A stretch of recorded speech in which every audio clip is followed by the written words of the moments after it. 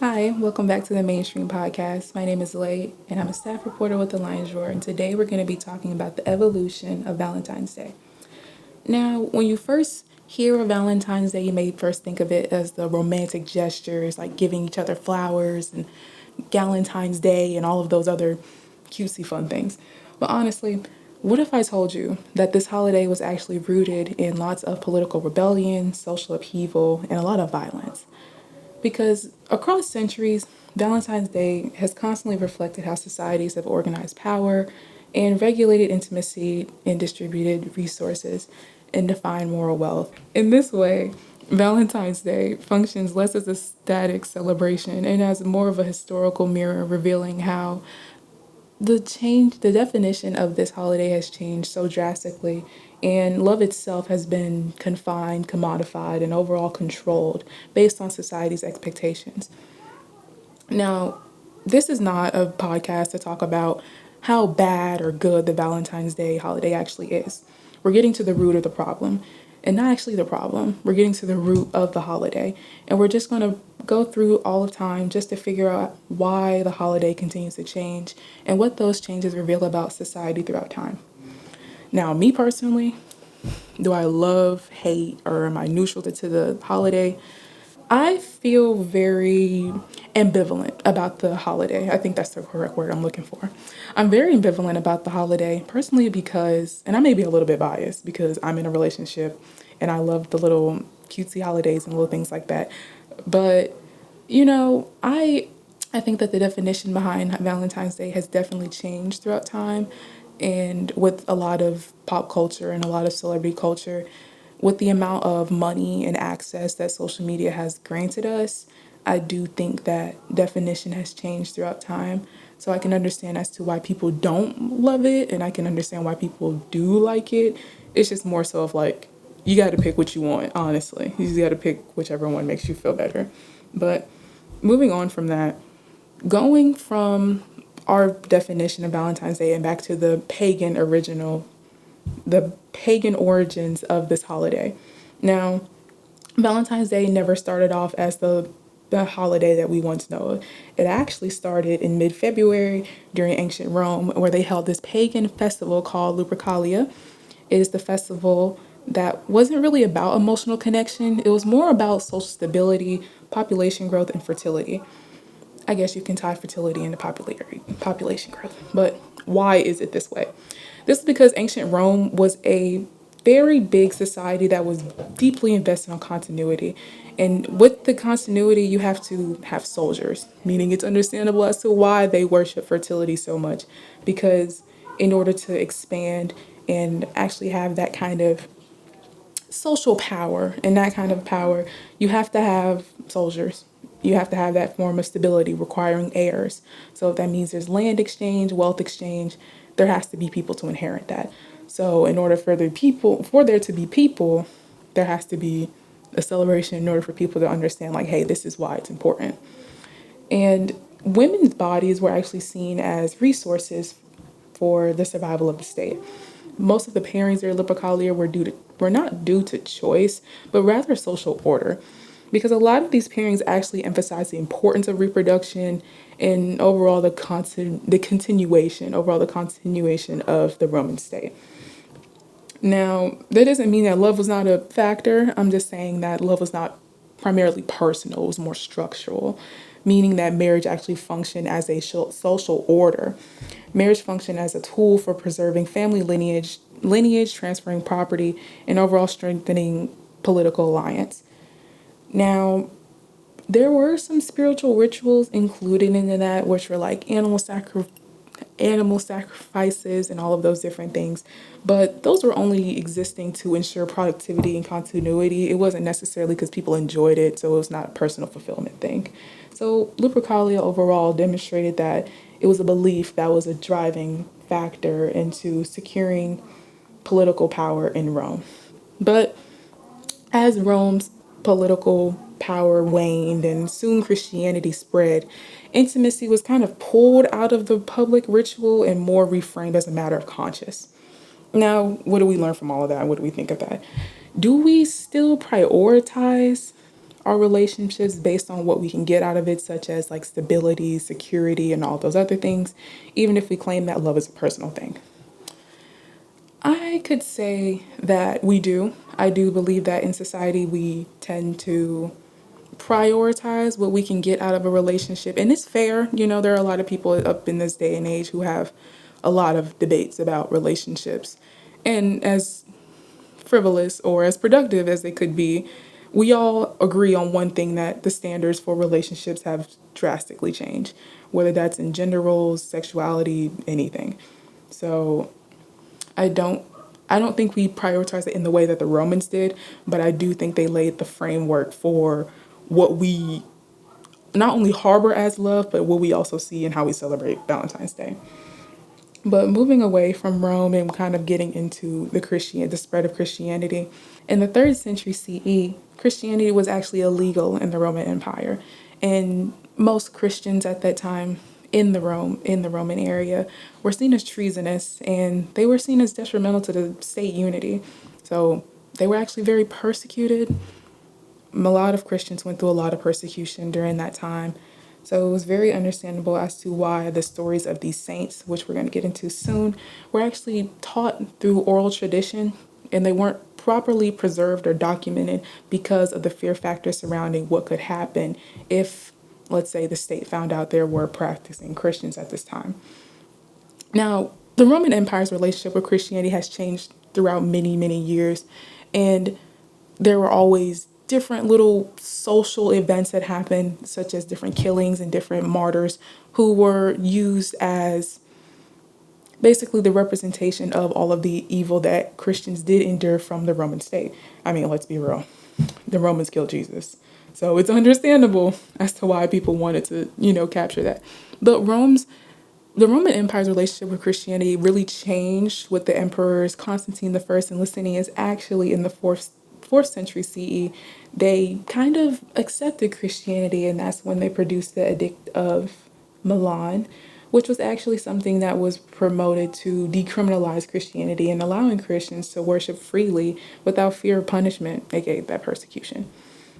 Now, there were so many Valentines because of the various, like I said, the stories traveled across many communities and were probably written down from those oral traditions. So it was very hard for people to get reliable sources and get reliable credibility about who St. Valentine's Day is. So the word Valentine actually comes from the name Ventilius, which derives from the word valens. And the word valens means strong or worthy.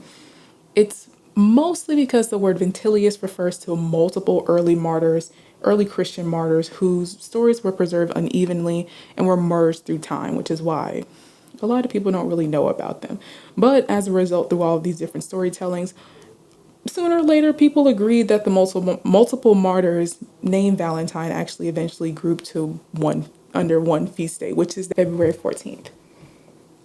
And there are some key figures actually that are cited in a lot throughout history, such as, St. Valentine of Rome, which is a third century priest said to be more connected towards secret marriages, engagements, and married couples.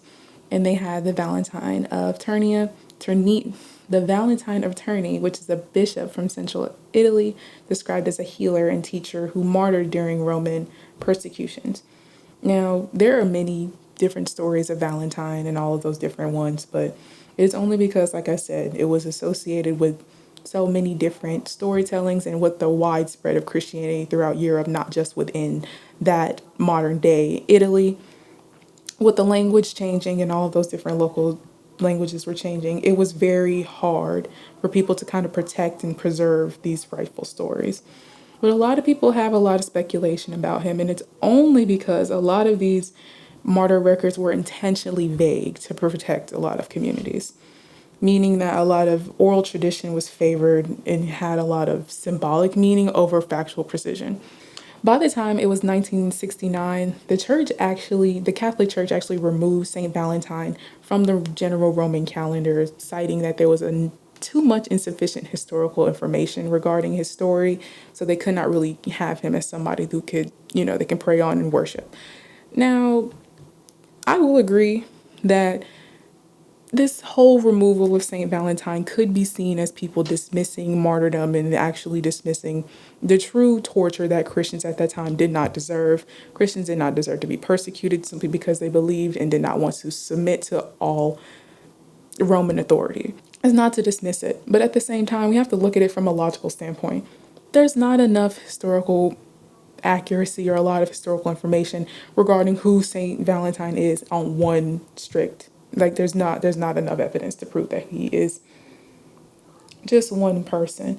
But it's simply an acknowledgement of centuries of storytelling with the removal of Saint Valentine. So it's perfectly understandable.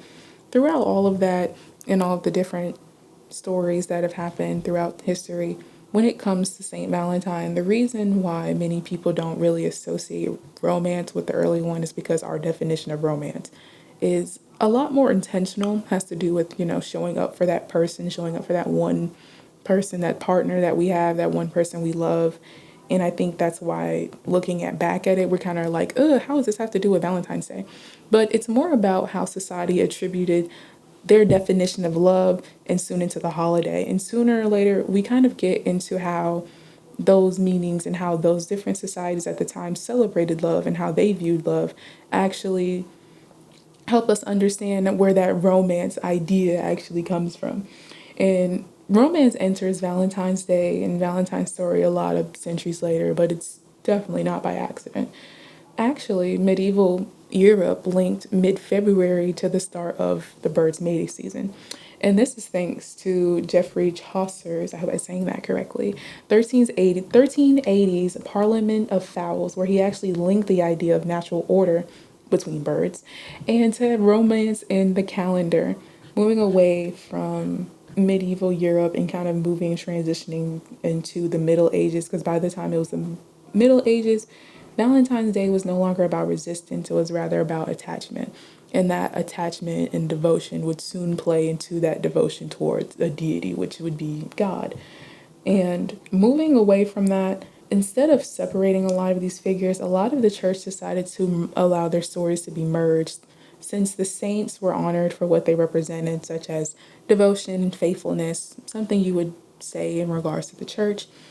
You can kind of see why Valentine's Day functioned as a combination of various narratives into more one symbolic identity. But with the removal of that in the 20th century, you kind of understand where it's like, okay, we need some more historical accuracy if we want our people to get, you know, get some information. But honestly, that's not very new when we think about the entire English Reformation, but we'll get on to all of that. But anyways, by the late first millennium, Christianity had moved from persecution to power. By that time, martyrdom faded and love was no longer needing to be proved by death, meaning that there was no need for people to see martyrs, and it's like they're the representation of how much love and devotion someone has when it comes to proving that. And you don't have to die to be a martyr and be like, okay, well, you're a representation of Christian love and that devotion, which is understandable, but to attribute that love meaning into death was not very, no. Because many Valentine's martyrs were shown how love in the early Christianity was defined by sacrifice and loyalty, but not specifically romance. It leaned more into devotion, and medieval perspectives would soften that devotion into symbolism. Valentine no longer represented resistance, but rather a culmination of ever-changing feelings shaped by literacy and social traditions.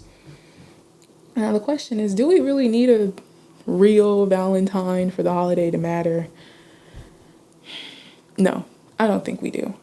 I can understand why, but I really think that we don't need a real Valentine. Just as like I don't really think we needed the real Santa Claus to celebrate Christmas, because a lot of people have different meanings of what the holiday is, and people give different meanings to certain things. And just because there's always people who are going to have different perspectives and going to assign different meanings to different holidays with all of those different differences, it gets to a point to where it's like it's hard to give something one cold cut definition.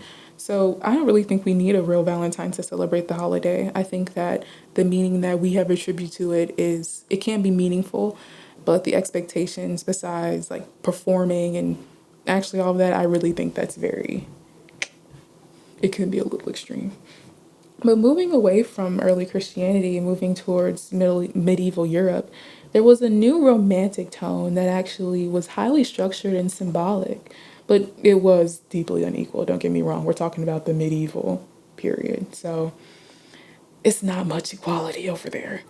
The concept of courtly love emerged through between the 12th and 14th century and was largely among the aristocracy, shaped by feudal hierarchies, Christian morality, and the literary culture. Courtly love mostly framed romance as longing rather than fulfillment, and love was often unconsummated. So, this was really the time where emotional affairs were big at play. So, a lot of people who were unavailable in the aristocracy, they would talk to other people who were unavailable in the aristocracy, married people talking to married people. It was all, just they called that courtly love, but we would call that cheating. But they didn't see it as cheating because, in their definition, marriage was more of a duty rather than something that was built off of love. That's why that love ended up being unconsummated. So it was mostly expressed through like restraint and emotional suffering. And a great example of all of this courtly love that is going on is Henry VIII. Now, this is a late medieval to Tudor example, so it's not specifically medieval, but King Henry VIII actually reflects the legacy of medieval courtly love ideals because he used a lot of poetry and gifts and a lot of romantic language as a sign of public devotion towards his pursuit of the famous Anne Boleyn. Granted, he did execute her.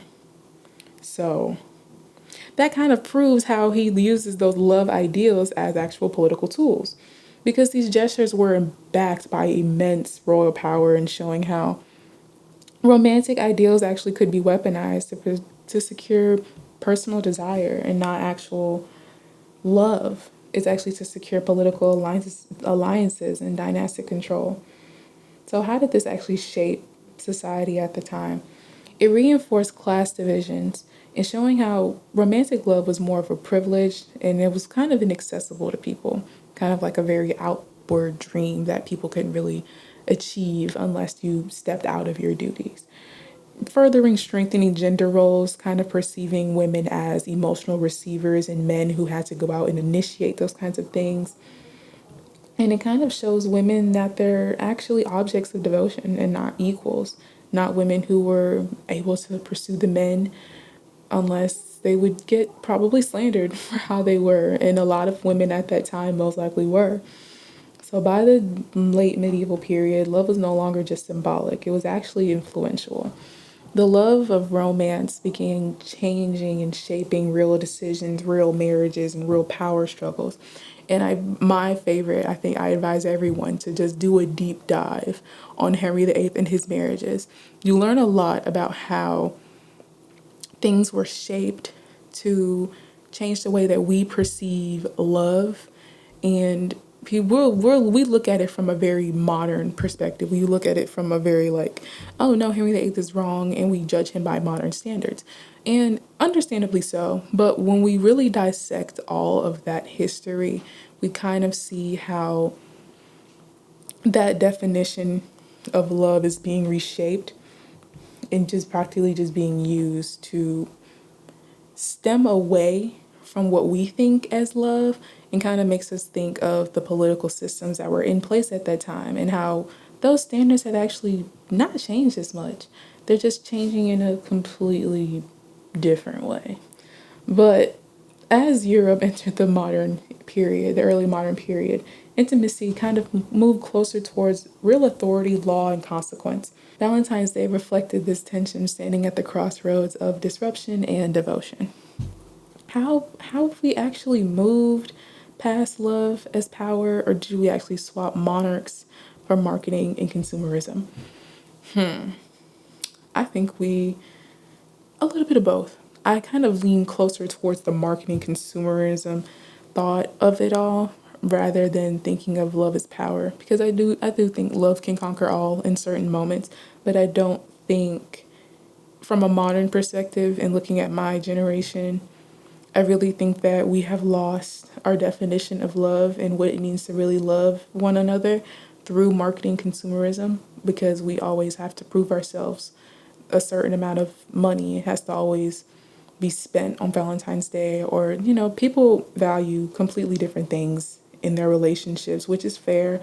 And there's nothing wrong with that. But I think when we're perpetuating a certain idea of what something should look like and what everyone should receive, that's when it becomes a problem. And that's when people start having those heated debates about, oh no, Valentine's Day is about this, or like, it just starts more debates. But at the end of the day, it's just really about embracing our differences and embracing those standards while recognizing that some of those standards can actually be very detrimental for our own social development and how we shape our definition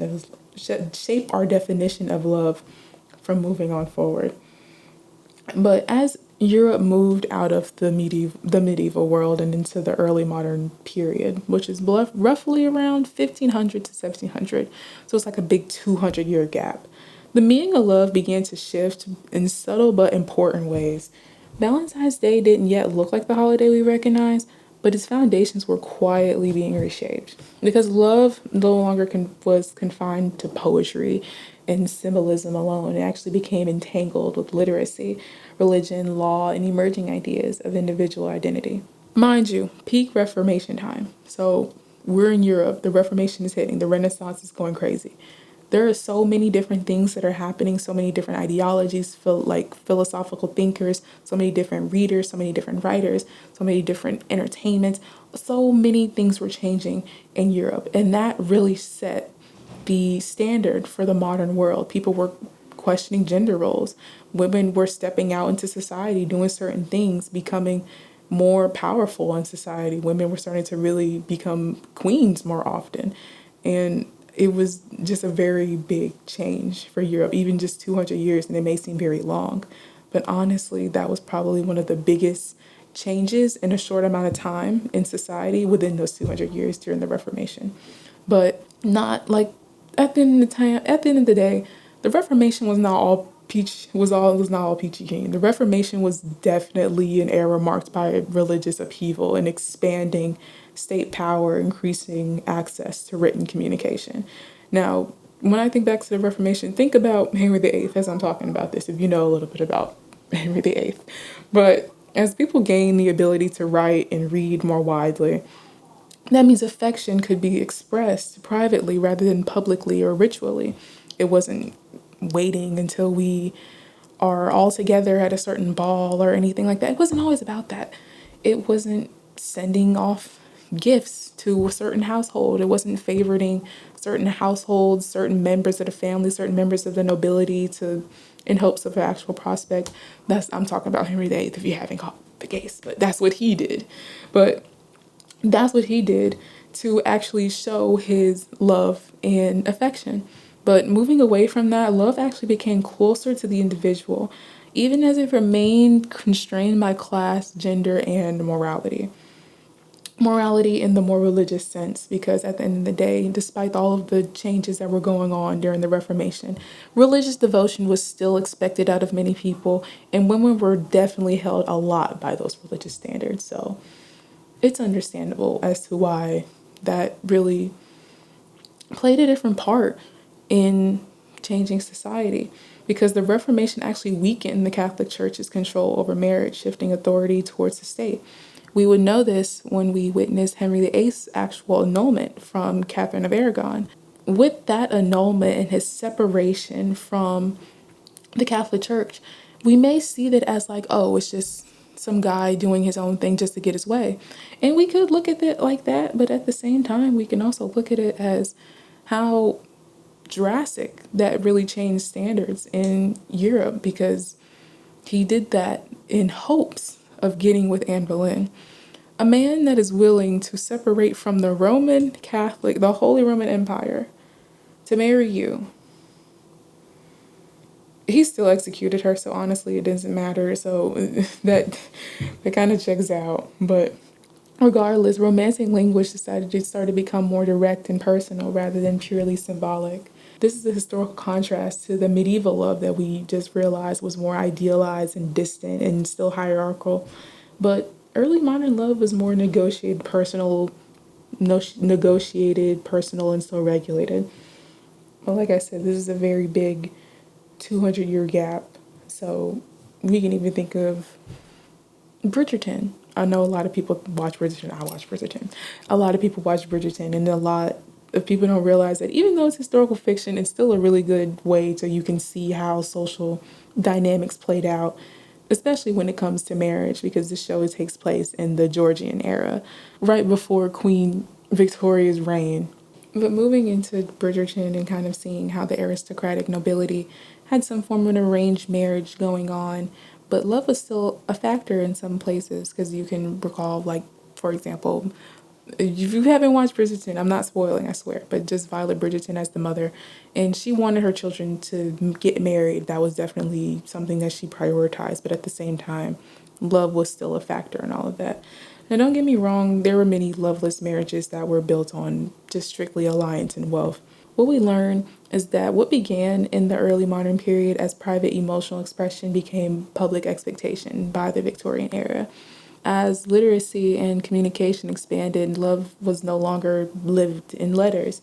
It actually became something watched, measured, and judged. And we know this. The Victorian era marks one of the most important turning points in the history of Valentine's Day.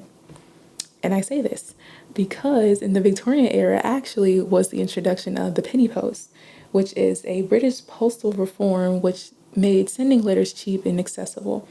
And throughout the 40s and all the way up into the 60s, I'll say, there were probably over 1 million cards just being sent across London alone. So what do we learn from this? We learn that love is now being expressed through letters.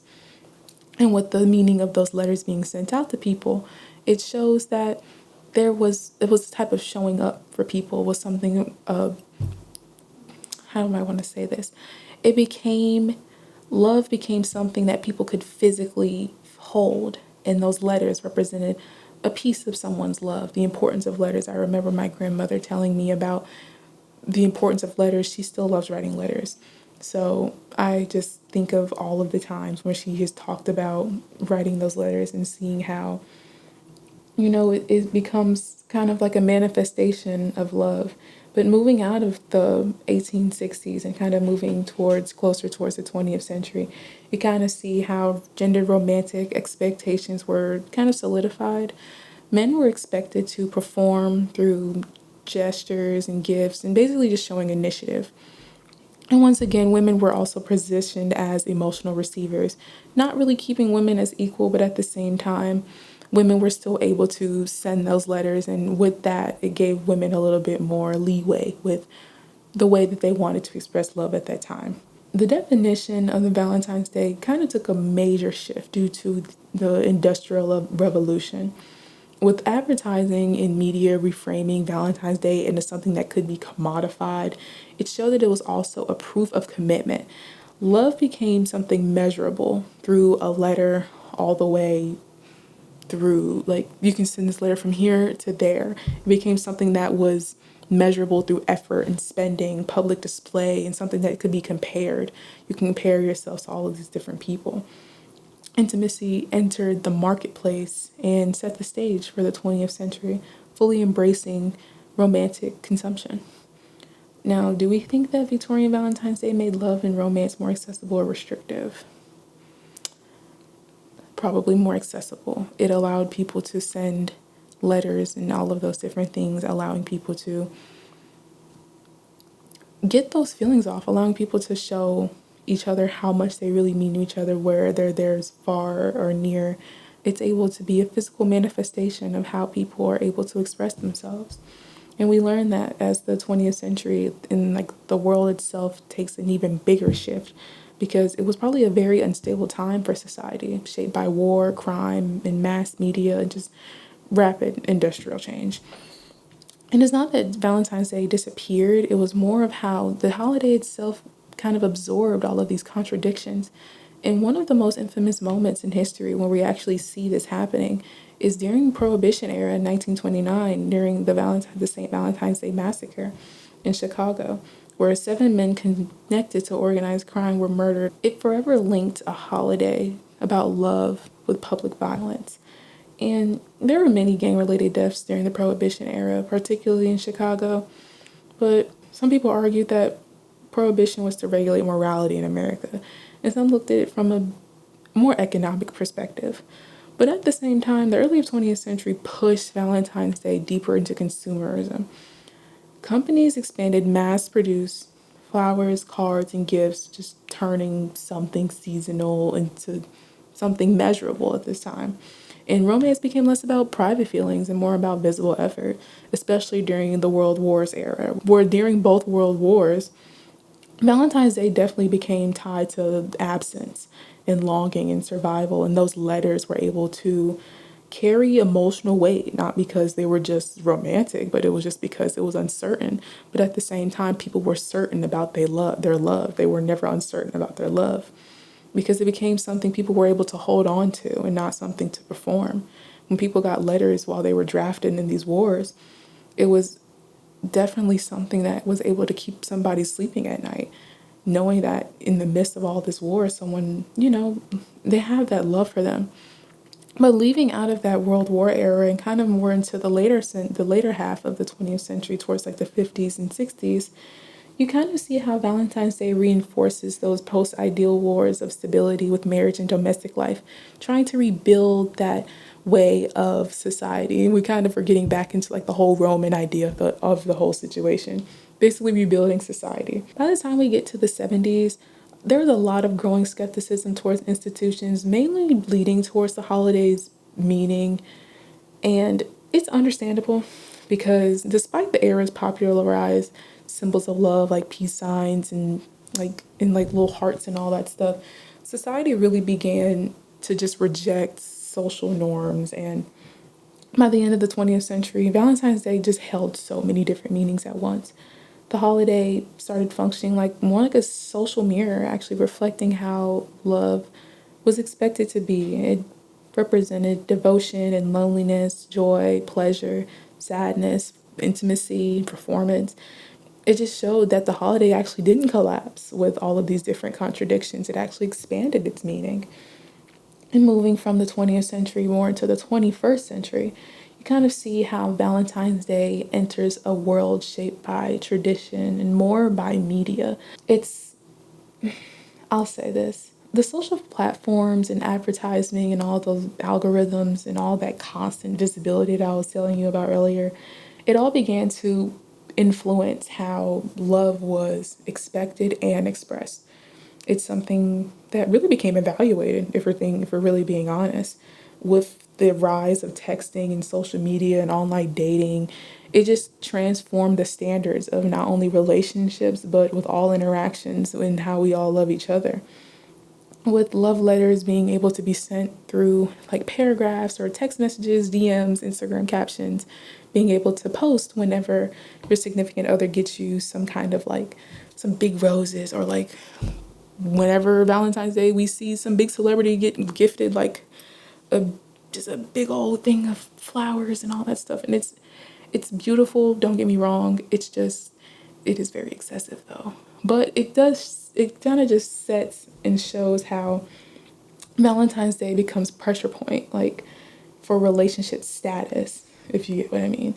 But moving forward from that, you kind of see how now in this day and age, a lot of people are anti Valentine's Day. Like there's songs out there talking about forget Valentine's, and a lot of single people kind of take heed unto that, and it kind of get more isolating, and it can exclude some people because a lot of people in this day and age have a lot of what about meism and tend to want to include themselves in a lot of things, even though it may not originally include them.